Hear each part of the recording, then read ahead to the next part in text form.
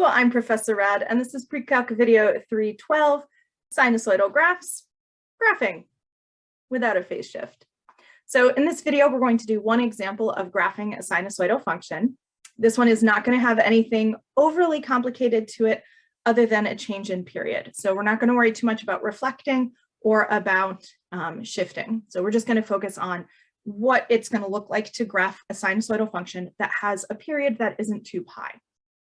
So to help us out, I've redrawn sine and cosine here on the board because I want to try and understand what's important when I go to graph these functions. So the important values are when the sine or cosine function is going to hit 1 or -1, and also when it hits 0. So in this case, right, we're hitting 0 here, then we have 1, 0, -1, 0, and that's one period of a sine function. For cosine, we hit 1 up here, and then we hit 0, -1, 0, 1, and that's one full period for the cosine function. So the important points, or I'm going to call them the key points, are happening starting here. The next one happens at pi halves. Then we have one at pi. Then we have one at 3 pi over 2. And then we have one at 2 pi. So these are the important points that we need to know how to graph in order to graph a sine function. Similarly for cosine, we're going to need to know what happens at 0, what happens at pi halves, what happens at pi, 3 pi halves, and 2 pi. So we're going to want to know where these points get transformed to. So what I notice is that this interval between our key points on the standard sine function or on our standard cosine function is always pi over 2. So it's a consistent interval between those key points. It's always going to be the same distance apart. So no matter what the period of our sine or cosine function is going to be, the distance between those key points is going to be consistent within that graph. It's not always going to be 2 pi, depending on whether we've stretched or compressed our function, but it will always be this, or not 2 pi, I meant to say pi halves. It won't always be pi halves like it is on these functions because we'll have stretched or compressed it.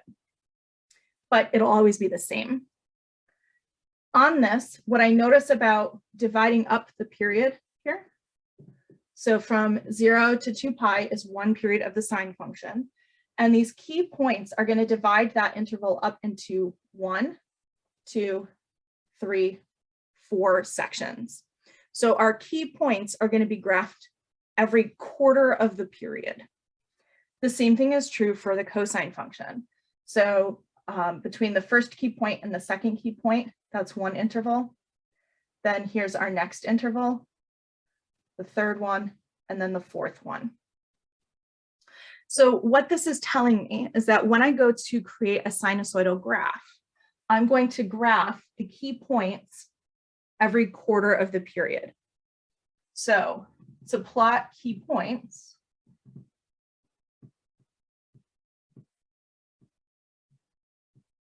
find the period and divide it by 4. Now, sometimes it's going to be handy to use this formula in terms of the period. Other times it'll be handy to have it in terms of omega.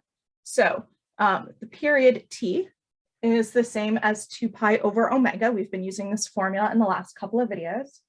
So I'm going to replace t over here with 2 pi over omega.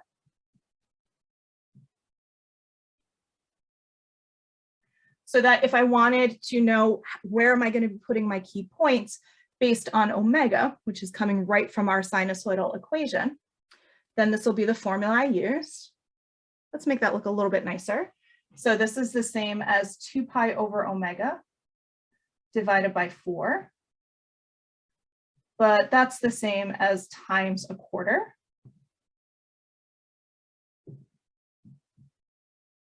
So we'll get pi over 2 omega. So when we go to graph a sinusoidal function, we can determine how to index that x-axis based off of these key points. So just like we labeled this x-axis by pi halves, because that's where those key points were happening, if we have a different period that isn't 2 pi, we're going to graph those key points by whatever pi over 2 omega is, or by whatever the period divided by 4 is. It'll give you the same answer. So with that in mind, and with our formulas here on the side, let's go ahead and graph a sinusoidal function.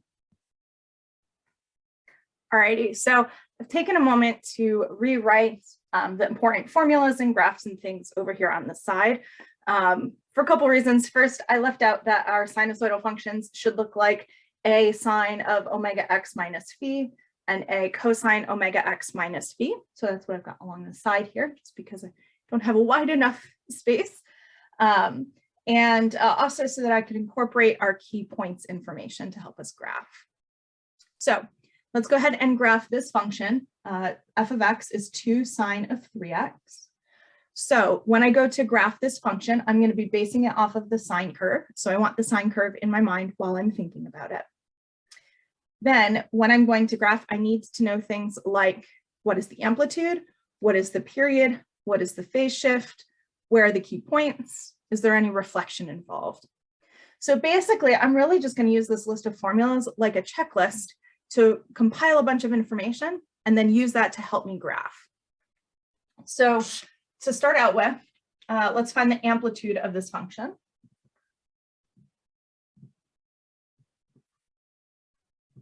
So the amplitude is the absolute value of A. So in this case, this is A. So the absolute value of 2 is going to be 2. Then let's find the period of this function. So the period is going to be 2 pi over omega.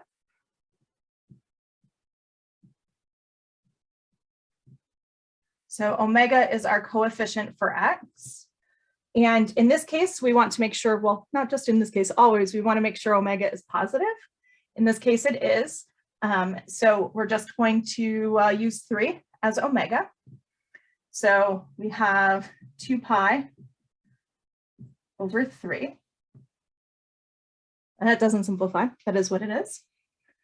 For the phase shift, we're not subtracting or adding anything in there. So there is no phase shift, hence the title of this video. And then lastly, we want our key points. So we can either take the period that we found and divide it by 4, or I'm going to do pi over 2 omega. So for my key points,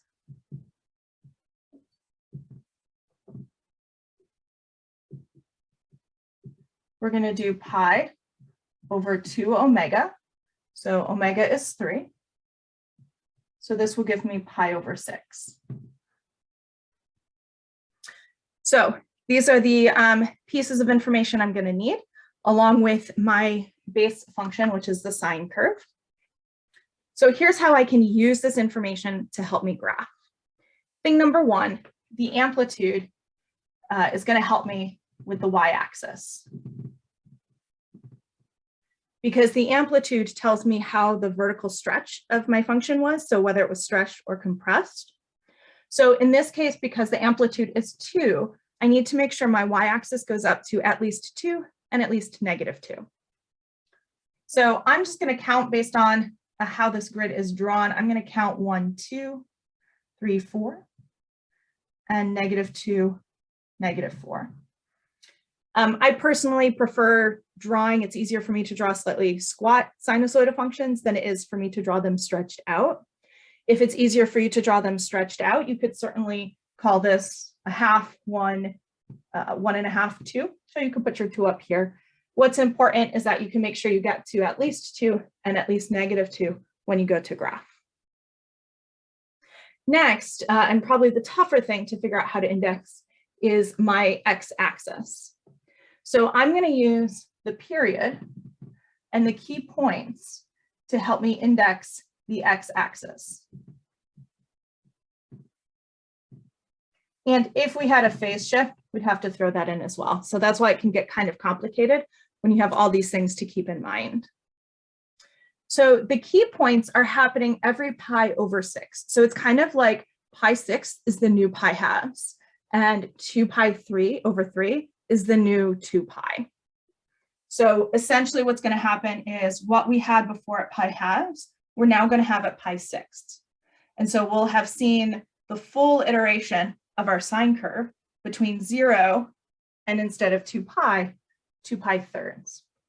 So what I'm going to do is I'm going to label my x-axis so that my key points are going to happen on each of these tick points here.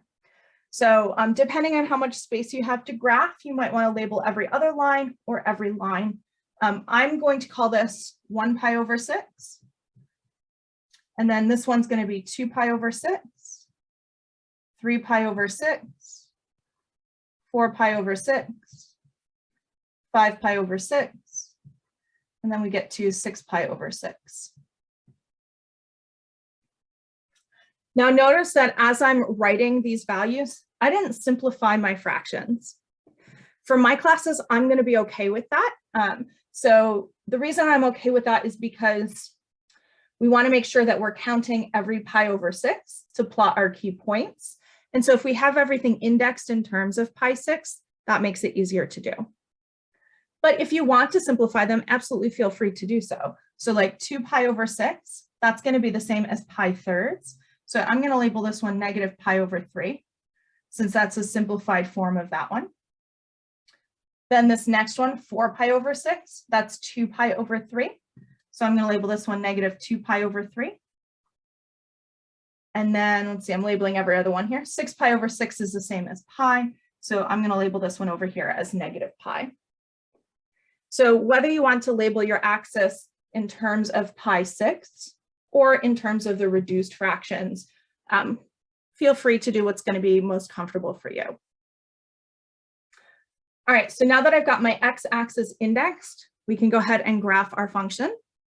For the sine curve, we're going to start at the origin at 0, 0, and then we go up.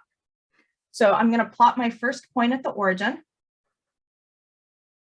because there's no phase shift, so I'm going to start there. And then for the y value, I'm going to go up to 2 because that's the amplitude. And I'm going to go over the key point amount. So I'm going to move over to pi over 6, and then I'm going to go up to 2 for my next point. So I moved over pi 6 because that was my key point space. And then I went up to 2 because that was my amplitude. And then I'm going to continue plotting the points following the shape of the sine curve according to those intervals. So after the sine function comes up, it's going to come down at 0. Then it'll go down to negative 2, 0, and so on. And then I'll follow that same pattern going to the left. Oh, I'm skipping too many spaces here. There we go.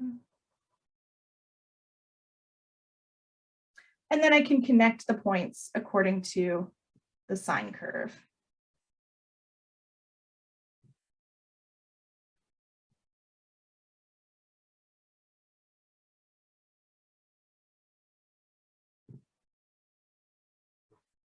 And to do a double check to make sure that I've done everything correct, I like to use the period as a double check. So that means between 0 and 2 pi over 3, or in this case, between like negative 2 pi over 3 and 0, I should see the full sine function. So from negative 2 pi over 3 up to 0, I see my full sine function. Or from 0 to 2 pi over 3, which is the 4 pi over 6. I was using this one because this one was reduced and this one's not. But 4 pi 6 is also 2 pi thirds.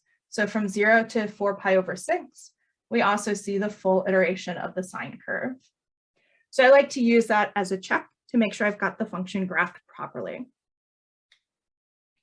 So that's going to wrap it up for this video. So we have our first example of graphing a sinusoidal function. In the next one, we're going to throw a new wrench into the works, and we're going to toss in a phase shift. So looking forward to seeing you in that video. I hope this helped you to graph a sinusoidal function without a phase shift. And I also hope you have a magnificent day. See you soon.